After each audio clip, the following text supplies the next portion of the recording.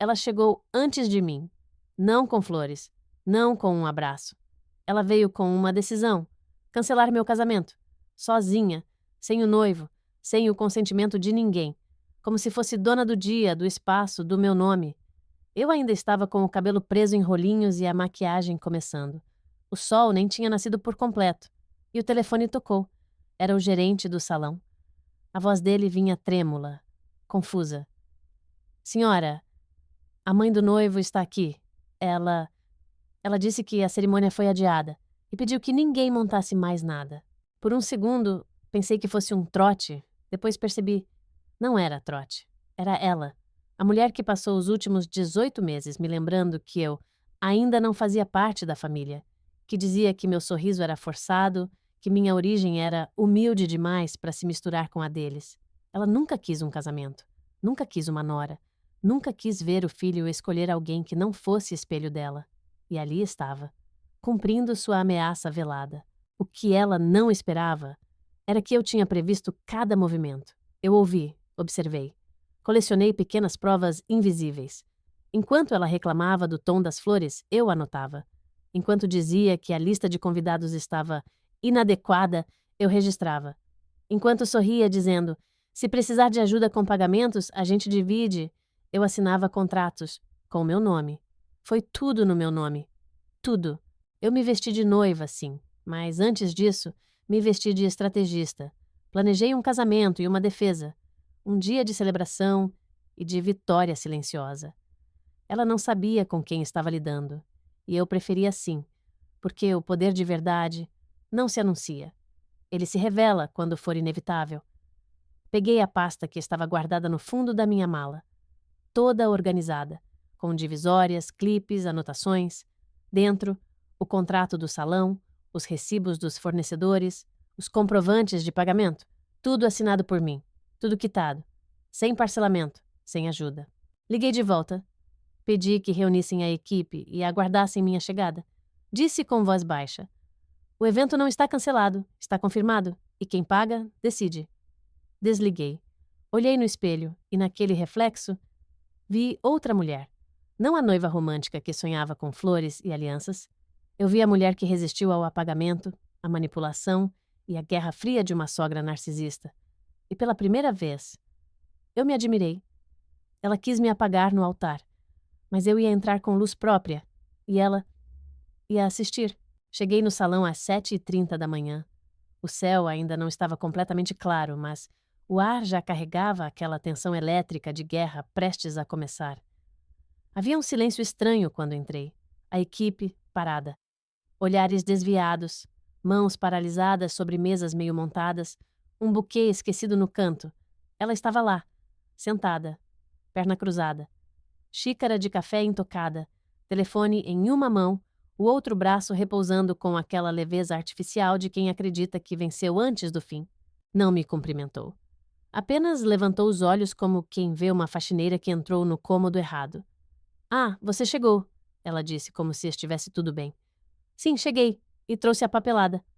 Apontei para a pasta preta nas minhas mãos. Ela tentou continuar sua performance. Disse que achava estranho ninguém ter avisado que houve mudança nos planos. Que seria melhor adiar mesmo. Que havia rumores de problemas estruturais no local e que tudo era pela segurança dos convidados. Eu deixei ela falar. Não cortei. Não respondi. Porque às vezes a melhor arma é o silêncio que vem antes da destruição. Abri a pasta com calma. Uma folha por vez. Contrato do salão. Pago à vista. Buffet. Confirmado e com cláusula de exclusividade. Músicos, iluminação, flores. Todos com meu nome como contratante. Uma última página com todos os telefones e contatos diretos. Nenhum deles tinha o dele. Ela ficou em silêncio por 2 segundos. Foi tudo o que eu precisei. Chame o gerente, pedi. Ele apareceu rápido. Olhou para mim com alívio. Era visível. A tensão no ombro caiu. A expressão mudou. Desculpe pela confusão, ele disse. Agora está tudo claro. Ela não reagiu, ainda. Ficou parada, imóvel. Como se ainda estivesse processando o que aquilo significava. Mas eu já sabia. Ela não tentou cancelar um evento. Ela tentou me apagar. Ela tentou mostrar que eu era descartável, que sem ela, nada se sustentava. Mas ali estava a verdade. Ela não era indispensável, ela era apenas inconveniente. E pior, estava fora de controle. Caminhei até a sala de preparação. As meninas da maquiagem me olharam em silêncio, meio surpresas, meio orgulhosas. Abri a capa do vestido. Passei os dedos pelo tecido. Lembro de ter pensado: você chegou até aqui, com os 2 pés, com cada conta paga, com a cabeça erguida. Ninguém precisa te dar permissão para existir. E a partir dali, tudo começou a girar em torno de mim. Não por ego, mas por justiça. Pela primeira vez em muitos anos, eu senti que tinha voltado a ocupar meu próprio espaço, sem pedir licença, sem medo. E mesmo que ela ainda tentasse se manter firme, algo havia mudado. Ela sabia. Eu não era só a noiva, eu era a dona do dia, e ela era apenas uma espectadora sem convite. Ela não saiu. Mesmo depois de confrontada, mesmo depois de desmascarada, mesmo depois de todos saberem quem tinha pagado por tudo, ela permaneceu ali, sentada, imóvel, como uma estátua colocada no lugar errado, num museu que não pertence mais a ela. A cerimônia começaria às 11 horas, e ainda eram 8 horas e 20 minutos. 3 horas até o momento em que o salão seria aberto oficialmente aos convidados. Nesse intervalo, ela me seguiu com os olhos. Cada passo meu, cada ordem que eu dava, cada troca de olhares com os funcionários, ela observava em silêncio. Tentava entender o que deu errado no plano dela, mas não era que algo tinha dado errado. Era que, pela primeira vez, alguém se antecipou ao jogo que ela sempre controlou. Ela jogava xadrez com peças de papel. E eu entrei com uma peça de mármore. No camarim, recebi um café quente. A maquiadora tremia menos do que antes. Até soltou um comentário.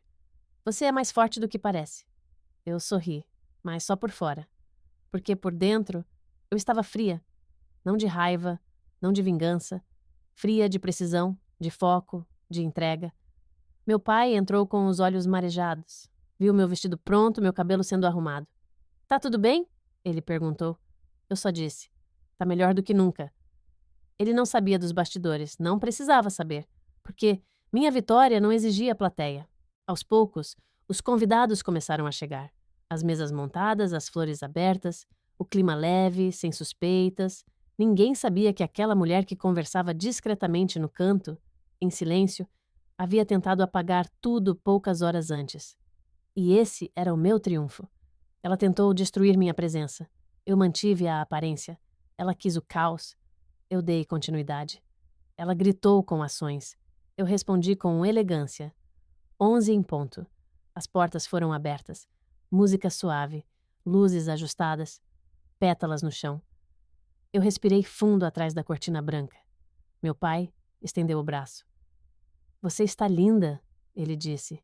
E naquele momento, eu não era mais só uma noiva. Eu era uma mulher inteira. Cada passo até o altar foi uma declaração muda, de que ninguém roubaria minha narrativa, de que a voz dela já não era a que definia os rumos da minha história. O noivo me olhava com olhos assustados e admirados. Ele também não sabia de tudo, mas ele sentia. Algo havia mudado em mim.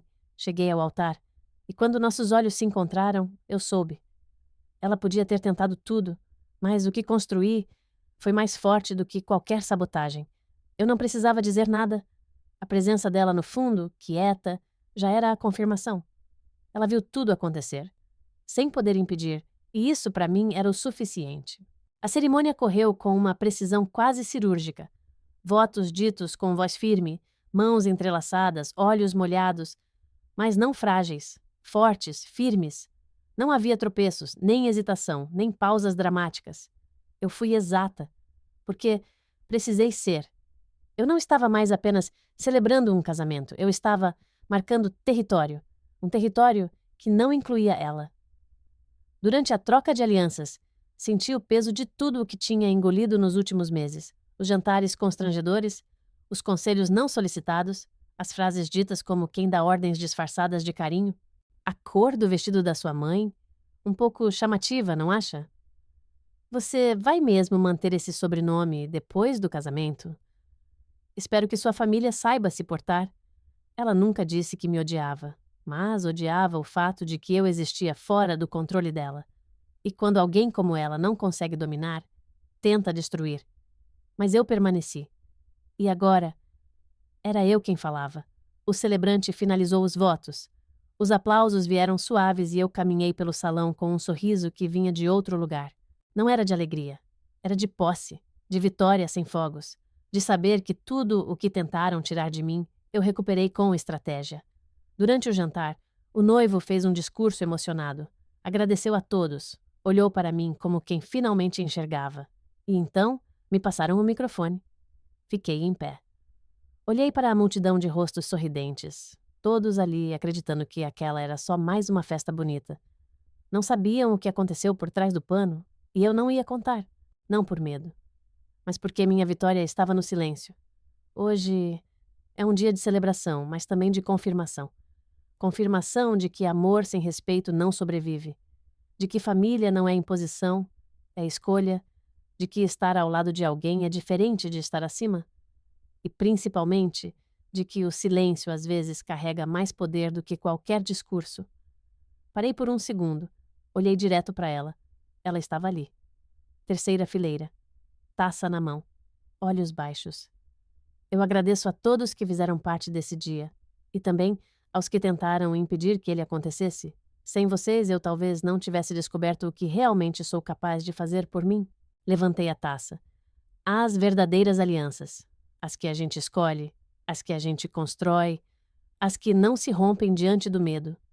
Aplausos tímidos, sorrisos desconcertados, e ela, imóvel. Porque naquele momento ela entendeu. Eu nunca fui uma ameaça. Eu fui o começo do fim do império dela. E tudo o que restava agora era ela assistir, como convidada. E não como dona de nada. A festa continuou como se nada tivesse acontecido. Música, brindes, danças ensaiadas. As pessoas riam, faziam fotos, comiam. E ela assistia, sempre de longe, sempre em silêncio, como uma sombra que perdeu o direito de se mover. Ela já não mandava em nada, e agora sabia disso. Mas ainda assim, não foi embora. Não sei se era orgulho, ou a dor de ver tudo acontecer sem que sua vontade tivesse prevalecido. Talvez fosse só ego morrendo lentamente. Egos morrem devagar, são teimosos, insistem em respirar até o último segundo de controle.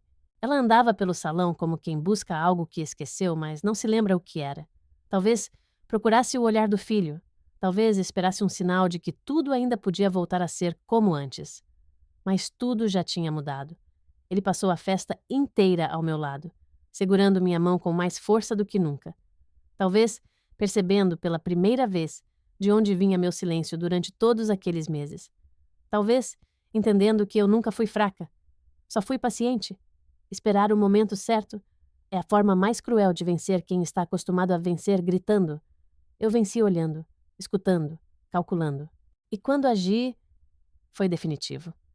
Ela se aproximou perto do final da festa. Estava pálida. Segurava um copo meio vazio.